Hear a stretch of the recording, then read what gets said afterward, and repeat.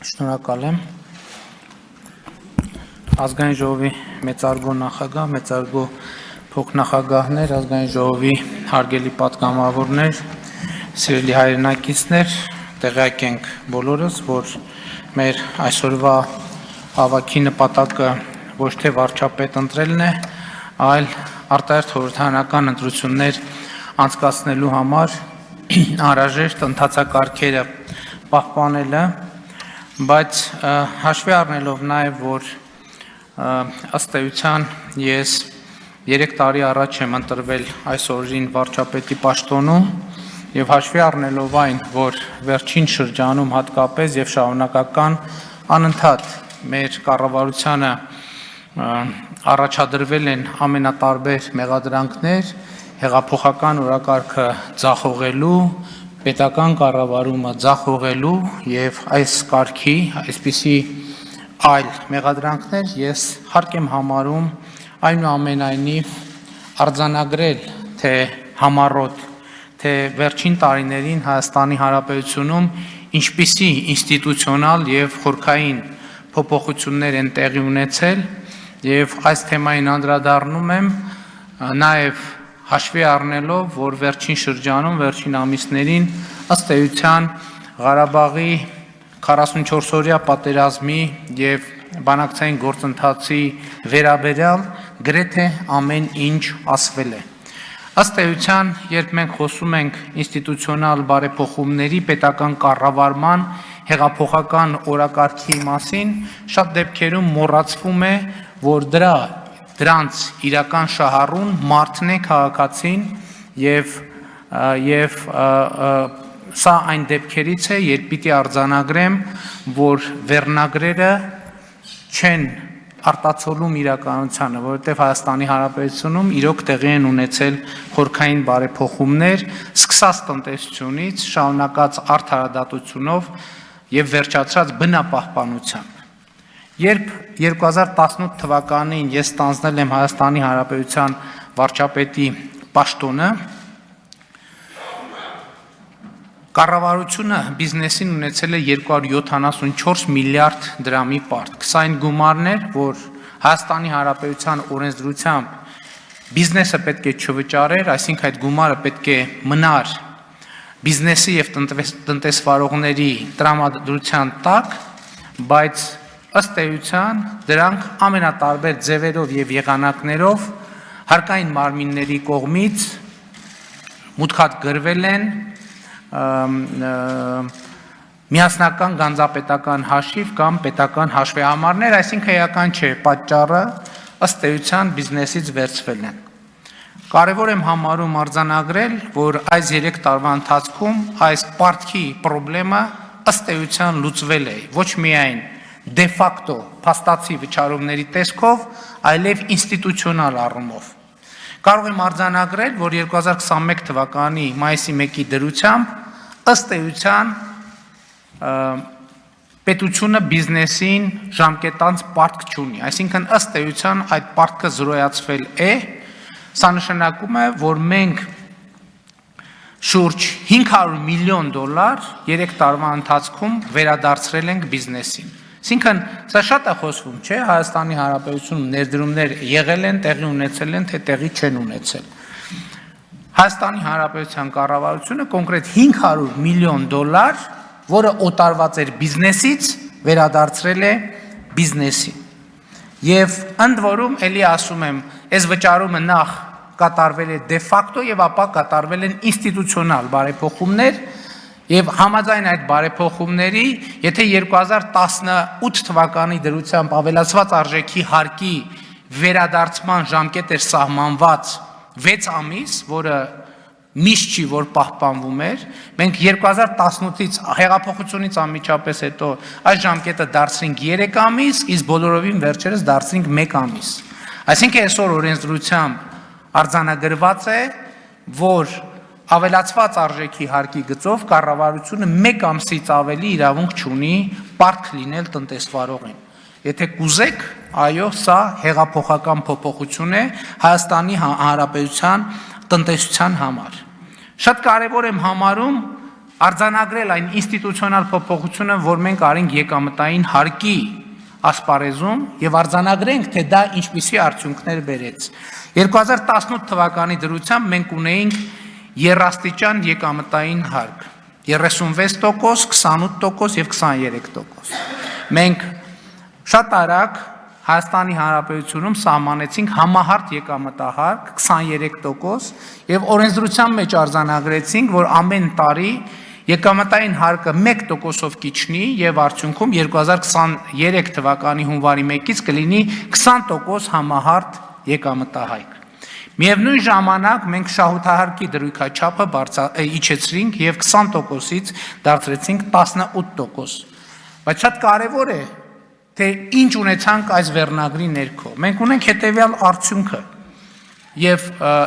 ըստ էության մենք ինստիտուցիոնալ առումով լուծեցինք եւ այդ process-ը շարունակվում է ստվերային աշխատատեղերի, ստվերային աշխատավարձերի խնդիրը եւ 2021 թվականի մարտին 2018 թվականի մարտի դրությամբ մենք երկրում ունենք 85,038-ով ավել աշխատատեղ։ Սրանք այն աշխատատեղերն են, որոնք կոնկրետ աշխատավարձ են ստանում, որովհետև մենք ունենք նաև զրոյական աշխատավարձով աշխատատեղեր, որոնք ֆորմալ արձանագրվում են, բայց ես խոսում եմ միայն աշխատավարձ վճարող աշխատատեղերի մասին, 85,000 աշխատատեղով կամ 15.5%-ով ավել։ Ես խոսում եմ, դուք գիտեք, որ երկար ժամանակ եւ ցավոք հիմա էլ Հայաստանում գոյություն ունի ստվերային աշխատավարձի ինստիտուտ, երբ որ մի աշխատավարձ գրանցվում է, բայց այլ աշխատավարձ վճարվում է։ Եվ մենք այս խնդրի լուծման իմաստով էլ լրջագույն հաջողությունների ենք հասել, որովհետեւ 2021 թվականի մարտին 2018 թվականի համեմատությամբ մենք համընդհանուր աշխատավարձի ֆոնդի 36%-ով ավելացում ունենք, ընդհանուր 34 միլիարդ դրամով։ Եվ ընդ որում մենք 19-20%-ով շուրջ ունենք մեկ մարդու միջին աշխատավարձի ավելացում։ Եվ ամենակարևորը, տեսեք, շատ խոսվում է նրա մասին, եւ մենք 2018 թվականին այս օրենսդրական փոփոխությունը անելիս ասում էինք, որ կտեսնեք, որ կգա ժամանակը, որ մենք ավելի քիչ հարկային դրույքաչափով, այսինքն ավելի ցածր դրույքով ավելի շատ հարկ կվճարենք։ Եվ դա այսօր իրականություն է, որովհետև ավելի քիչ հարկային դրույքաչափով 2021 թվականի մարտին 2018 թվականի համեմատ 4 միլիարդով ավելի շատ եկամտային հարկի հավաքագրում է իրականացվել։ Սա կարևորագույն ինստիտուցիոնալ, եթե կուզեք հեղափոխական բարեփոխում է, որ տեղի է ունեցել Հայաստանի Հանրապետությունում։ Բայց ես էլի ուզում եմ ասել, խոսելով բիզնես կառավարություն հարաբերությունների մասին, օրինակ եթե դուք բացեք 4-5 տարի առաջվա մամուլը, կտեսնեք, որ ամեն շաբաթ հրապարակումներ են այն մասին, թե ինչպես է հարկայինը ավել գումար ուզում տնտեսվարողից։ Այսպես ասած դրանում դրել էին գերավճար, այսինքն օրենսդրությամբ սահմանված հաշվետվությամբ բիզնեսը պետք է 100 դրամ վճարի, բայց բիզնեսից ուզում են վճարել 120 կամ 150 դրամ, որպեսզի հարկային եկամուտների պլանը կատարեն։ 2018 թվականից հետո ընդհանրապես բոլորը մոռացել են, որ այդպիսի թեմա երբևէ Հայաստանի Հանրապետությունում գոյություն է ունեցել։ Դուք այսօր չեք տեսնի մի բիզնեսմեն, մի բիզնես, որ ասի, որ կներեք հարկայինը իրանց քերում է հազար ներողություն այդ բառից համար եւ ավել գումարներ է ուզում։ Եթե նույնիսկ այդպիսի դեպքեր լինեն, համոզված եղեք, որ այդ դեպքերը հետագայում բողոքարկման հանձնաժողովում հենց պետական եկամուտների կոմիտեում այդ բոլոր դեպքերը կլուծվեն։ Բոլորը մոռացել են, որ Հայաստանի Հանրապետության տնտեսության 30 տարվա պատմության մեջ ամենաակտուալ թեմաներից մեկը այսպես կոչված փայ մտնելու թեման էր։ Դուք 2018 թվականից հետո լսել եք, որ որևէ մեկը որևէ տեղ փայ մտնի, որևէ բիզնեսի մեջ։ Դուք որևէ տեղ լսել եք, որ որևէ մեկը մտածի իր սեփականությունը կշարունակի մնալ, թե ինչ որ մեկը կգա եւ կասի, որ գիտես, ինչ այդ սեփականության 10% կամ 5% կամ 50% կամ ամբողջը իմն է։ Կա այդպիսի դեպք, որևէ մեկը այդպիսի դեպք գիտի, իհարկե չկա։ Եվ չկա եւ բնականաբար մոռացվել է։ Եվ այս ֆոնին ասում են կառավարման բոլոր ոլորտներում ձախողեց կառավարությունը եւ այդպես եւ այլն շարունակ։ 2019 թվականին մենք 43%-ով 2019 թվականի արդյունքներով 43%-ով ավելացրել ենք պետական բյուջեի եկամուտները։ Պատկերացնում եք մի տարվա ընթացքում երկրում 43%-ով ավելանան պետական բյուջեի եկամուտները։ Էլի կրկնում եմ հարկային դրույքաչափերի եւ հարկային բեռի նվազեցման պայմաններում։ Բոլորը մոռացել են, որ Հայաստանի Հանրապետությունում եղել են մենաշնորհներ, որ եղել են մարդիկ, ովքեր իրավունք են ունեցել կոնկրետ ինչ-որ բան ներմուծելու, եւ մյուսները իրավունք չեն ունեցել, այդ թեման չկա, որևէ մեկը լսել է 2018 թվականից հետո, որ որևէ մեկը ինչ-որ բան ներմուծելու կամ արտահանելու մենաշնորհ ունի, չի կարող լինել այդպիսի բան։ Մենք հարկային հավաքագրումների առումով, այո, բազմաթիվ բաներ կան, որ երրորդ հանրապետության պատմության ընթացքում տեղի են ունեցել առաջին անգամ։ Նույնիսկ յետպատերազմական եւ ճգնաժամային այս շրջանում արդեն հրապարակել եմ այդ թիվը, մենք մեկ ամսվա հարկային հավաքագրումների բացարձակ ռեկորդ ենք սահմանել։ Երրորդ հանրապետության գոյության ողջ պատմության ընթացքում չի եղել մի ամիս, որ մի ամսվա կտրվածքով 180 միլիարդ դրամ հարկային եկամուտ ապահովի։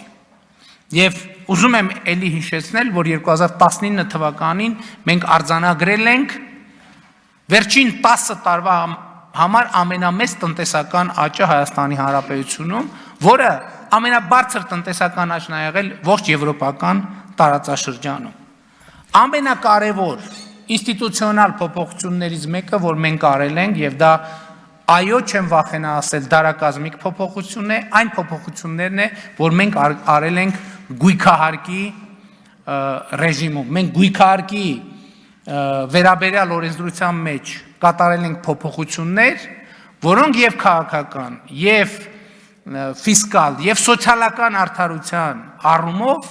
լրջագույն խնդիր ենք մենք լուծել։ Հիշում եք, երբ որ ասում էինք, որ համահարց եկամտային հարկ ենք սահմանում, մեզ քննադատում էին, ասում են, բա սոցիալական արդարության սկզբունքը ուր մնաց։ Մենք ասում ենք, որ սոցիալական արդարության սկզբունքը աշխատավարձով չի լուծվում, որովհետև մենք չգիտենք մարդ, որը միլիոնատեր չի լինում այդպես։ Միլիոնատեր է դարձել աշխատավարձով։ Իսկ մարդու միլիոնատեր կամ սոցիալական այլ խավի ներկայացուցիչ լինելը երևում է առաջին հերթին գույքով եւ գույքի նկատմամբ հարկային պարտավորությունների տարբերակվածությամբ է, որ մենք պետք է սոցիալական արդարության բաղադրիչը ներմուծենք Հայաստանի Հանրապետություն, բայց ուրիշ բան եմ ուզում ասել։ Խոսք է գնում տարածքային համաչափ զարգացման մասին, խոսք է գնում շատ երկար ժամանակ համայնքների զարգացման մասին, մենք գույքահարկի մասին օրենսդրության փոփոխությամբ լրջորեն ուժեղացրել ենք տեղական ինքնակառավարման ինստիտուտը, որովհետև այսուհետև համայնքային բյուջեները կունենան բոլորովին այլ հնարավորություններ, բայց ըստ էության այստեղ կա մի շատ լրջագույն գործարք, որի մասին ես կանդրադառնամ եւ գույքահարկի ինստիտուտի մեջ մեր կատարած փոփոխությունը բերելու է նաեւ կրթական ասպարեզում հեղափոխական փոփոխությունների եւ այդ process-ը սկսված է, որին ես կանդրադառնամ ավելի ուշ։ Շատ է խոսվում այն մասին, որ Հայաստանի Հանրապետության կառավարությունը ձախողել է արդարադատության եւ արդարության ոլորտում իրականացվելիք բարեփոխումները։ Երբեմն մենք ինքներս էլ սրտնեղում ենք, մենք ինքներս էլ տրվում ենք այս տրամաբանությանը, մենք ինքներս էլ դժգոհում ենք արդարադատության ոլորտում մեր իրականացրած բարեփոխումներից։ Բայց եկեք ի վերջո հասկանանք, այդ բարեփոխումները արդարություն եւ արդարադատություն ում համար են։ Դրանք քաղաքական էլիտաների համար են, թե Հայաստանի Հանրապետության շարքային կներեք այդ բառի համար, քաղաքացիների համար։ Երբ որ մենք այս տեսանկյունից ենք նայում, մենք տեսնում ենք, որ այո, մենք արդարադատության ոլորտում ենք իրականացրել հեղափոխական փոփոխություններ։ Նախկինում այս ամբիոնից հրապարակել եմ, հիմա էլ չեմ զլանա բարձրաձայնել այդ մասին։ Այսօր Հայաստանի Հանրապետության քրեակատարողական հիմնարկներում պատմական նվազագույն թիվն է կալանավորված եւ դատապարտված անձանց։ Սա ինչի արդյունք է, սա արդարադատության ոլորտում մեր իրականացրած բարեփոխումների արդյունք է, որտեղ այսօր դատարանները այլևս նախաքննության մարմինների կցորդը չեն։ Բա այս մարդկային ճակատագրեր են, բայց հազարավոր հայրերը, որ այսօր իրենց երեխաների կողքին են։ Էսա կարևոր, թե կարևոր է այն ինչա մտածում քաղաքական էլիտան, իշխանությունը եւ ընդդիմությունը դատաիրավական համակարգի մասին։ Եվ ես կարծում եմ, որ այո, մենք այսօր հասել ենք ամենակարևոր փոփոխությանը արդարադատության ոլորտում, ամենակարևոր փոփոխությանը, որը այո հեղափոխական փոփոխության։ Մենք վստահ կարող ենք ասել, որ այսօր Հայաստանի Հանրապետության քրեակատարողական հիմնարկներում անմեղ մարդ չկա։ Հայաստանի Հանրապետության արդարադատության ոլորտի մեծագույն խնդրեմ միշտ եղել է այն, որ եղել է հանրային համոզմունք եւ իրականություն, որ բազմաթիվ, տասնյակ, հարյուրավոր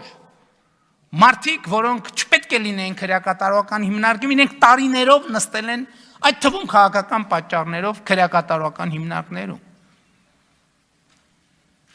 Այո, մենք հեղափոխություն ենք իրականացրել նաև արդարադատության ոլորտում։ Հիմա բոլորը մոռացել են, որ Հայաստանի Հանրապետության պատմության մեջ ժամանակ կար, երբ որ քրեակատարողական հիմնարկում մարդիկ հերթով էին քնում։ Հերթով էին քնում։ Եվ մամուլը այն ժամանակ դրանից առաջ սոցիալական ցանցերը չկային, ողողված էր այս բանով, այս ինֆորմացիայով։ Այսօր չկա այդ խնդրեմը։ Եվ ամենամեծ հեղափոխական փոփոխությունը Երրորդ հանրապետության պատմության ողջ ընթացքում դատական համակարգը կներեք արտահայտությունից նեղել է ընդդիմությանը։ Այսօր դատական համակարգի որոշումներից նեղվում է իշխանությունը։ Բայց հեղափոխությունը ո՞նց եք ուզում։ Բայց ինչ մենք ուզում ենք գայինք հեղափոխություն անենք, որից հետո դատական համակարգ շարունակեր նեղել ընդդիմությանը։ Եթե իշխանությունը երջանիկ լիներ դատական համակարգի որոշումներից, մենք կհամարեինք, որ բարեփոխումներ են կարել։ Ոչ։ Դա կնշանակեր, որ մենք եկել ենք այն հին ընդդիմությանը անմեղին տնանքին նեղող դատական համակարգը հեծնել ենք եւ մենք ենք հիմա բանանում։ Ղեկավարում այդ դատական համակարգը։ Բայց այդ անկախ դատական համակարգը, որ կարող է նեղի իշխանությանը։ Իհարկե ես չեմ ասում, որ մեր դատական համակարգը ոգևորվի եւ ավելի մեծ տեմպերով նեղի, այս բալանսը, այս բալանսն է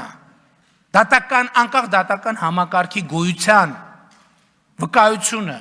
Եվ գիտեք ինչ, ես այս ամեն ինչը վերլուծելով այնուամենայնիվ մենք մեր գործընկերների հետ ենք քննարկել, եկել եմ այն եզրակացության, որ մենք այստեղ ենք շատ մոտ մեր նպատակի իրագործմանը, շատ մոտ։ Եվ մենք այստեղ հսկայական փոփոխություններ ենք իրականացրել։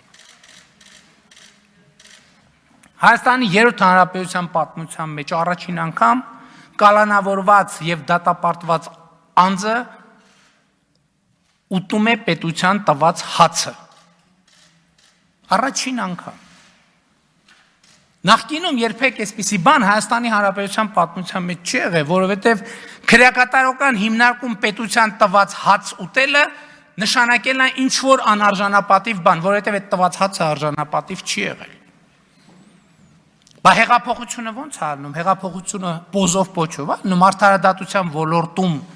սա փոփոխություն է, թե փոփոխություն չի։ Այո, այսօր կալանավորված եւ դատապարտված անձը ուտում է պետության տված հացը, սա նշանակում է, որ նրանց ընտանիքները մարդու քրեակատարողական հիմնարկում լինելու բերումով Նրանք, ովքեր ծանր սոցիալական դրության մեջ են, նրանց սոցիալական դրությունը ավելի չի ծանրանում համենայն դեպս այս հանգամանքի բերումով։